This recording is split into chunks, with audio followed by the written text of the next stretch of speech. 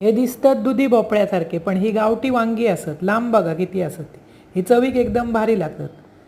ती आणलंय, स्वच्छ धुतलंय आणि उभे त्याचे तुकडे केले आणि त्याला जरा कट लावलाय. एक कढई घेतलंय, त्याच्यात घातलंय तेल, हिंग, मोहरी, जिऱ्याची फोडणी, बारीक चिरून कांदो, बारीक चिरून टोमॅटो व्यवस्थित परतून झाल्यावर हळद, गरम मसालो आणि पावभाजी मसालो असा तो थोडो घातलाय.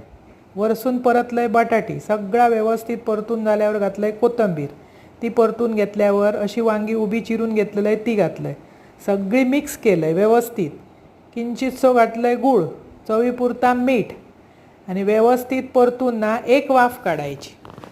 एक वाफ काढून झाल्यावर शेंगदाणे भाजलेले आणि सारा सुक्या खोबरा भाजलेला त्याचा केलंय वाटप आणि ता घातलं आणि सगळा मस्त मंद गॅसवर शिजवून घ्याय. अप्रतिम चव लागतं आणि ही भाकरी बरोबर एकदम भारी लागतात. अशी करून बघा, आवडतली तुमका. जरा ती सुकाक होई म्हणजे जायच्या थंय झाली की एकदम मस्त. अशी करा, खावा, आवडतली. नाही आवडल्या चॅनल सबस्क्राईब करा.